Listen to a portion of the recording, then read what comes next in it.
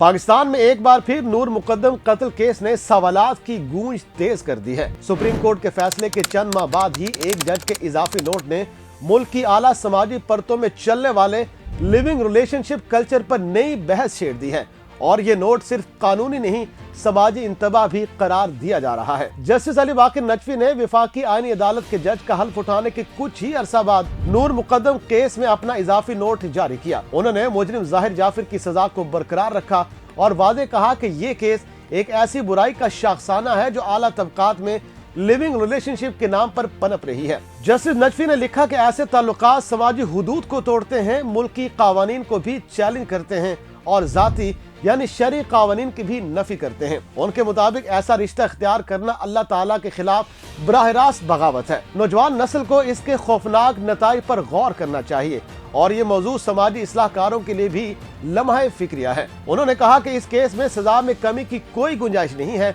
वक़ूआ के वक्त में मामूली फर्क, पोस्टमार्टम में ताखीर, छुरी पर फिंगरप्रिंट्स न मिलने के बावजूद डीएनए मैच होना, एफआईआर के इंदराज में ताखीर, ये सब शवाहिद की साख को मुतासिर नहीं करते क्योंकि शवाहिद बिलवास्ता नोयत के थे।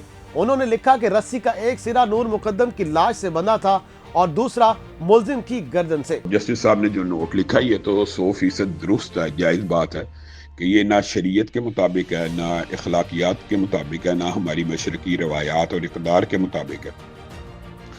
और मैं ये बात समझता हूँ कि जज साहब ने ये पिन पॉइंट जिस सोसाइटी के बारे में किया और जिस माहौल को किया ये 100% दुरुस्त और जायज़ बात है। लेकिन इस नोट के साथ उस सोसाइटी में और उस तबका फ़िक्र में इस तरह के जवाबात सुनने को मिल रहे हैं कि शायद जस्टिस साहब ने इस कत्ल को जस्टिफाई करने की कोशिश की। कतन ऐसी बात नहीं है। जब आप एक बुराई के रास्ते के ऊपर चल रहे हैं तो उसका एंड बुराई ही है, लेकिन इसका मतलब ये नहीं है कि वो जिसने कत्ल किया है उसको कोई बेनिफिट ऑफ डाउट मिल जाएगा या चूंकि ये हराम का ताल्लुक था तो इस वजह से उसको कोई रिलैक्सेशन मिलेगी या छूट मिलेगी।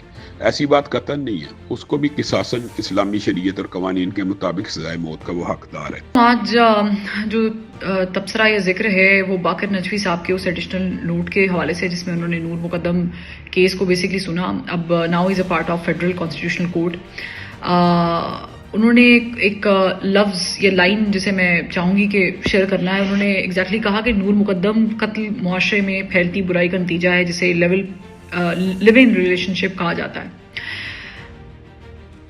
हम अपने मुआशरे में इतने तल्ख हो चुके हैं कि बीइंग एन इस्लामिक मुआशरा living relationship is prohibited definitely, but उसको उसके कत्ल से जस्टिफाई करना या उसको ये कहना कि ये बुराई, यानी कि कोई भी अगर लिविंग रिलेशनशिप में है तो the other partner has all the rights to go and kill the other partner. No, Noor Mukadam कत्ल केस एक ऐसा दिलखराश वाक़या है जो हमारे मुआशरे में होने वाली ज़्यादतियाँ को न सिर्फ बेनकाब करता है बल्कि हमारी जो सतही सोच है टूवर्ड्स फीमेल उसको दिखाता भी है। तो मेरा ख्याल से जस्टिस बाकर नजफी साहब का ये जुमला तारीख हमेशा याद रखेगी क्योंकि किसी भी औरत का बहीमाना कत्ल उसकी ज़िंदगी में क्या था, वो कंसेंट से था, कैसे था, से रिलेट नहीं किया जा सकता। किसी भी शख्स को कुराए अर्ज़ पे मौजूद ये हक नहीं है कि वो किसी की विल के अगेंस्ट जाकर उसे रखे या उसका कत्ल करे। याद रहे कि 20 जुलाई 2021 इस्लामाबाद का सेक्टर F7/4 वो घर जहां से नूर मुकद्दम की लाश मिली और उसी रोज जाहिर जाफर को गिरफ्तार किया गया। फरवरी 2022 में ट्रायल कोर्ट ने जाहिर को कत्ल पर सजाए मौत सुनाई। रेप के इल्जाम पर 25 साल कैद सख्त। घर के 2 मुलाजमीन मोहम्मद इफ्तिखार और जान मोहम्मद 10 साल कैद की सजा। जाहिर जाफर के वालिदैन डॉक्टर जाफर और अस्मा आदम जी, उन पर भी फर्द जुर्म आयद हुई लेकिन बाद में दोनों बरी हो गए। मार्च 2023 में इस्लामाबाद हाई कोर्ट ने जाहिर की अपील मुस्तरद की, सजाए मौत को बरकरार रखा और 25 साल कैद को भी सजाए मौत में तब्दील कर दिया।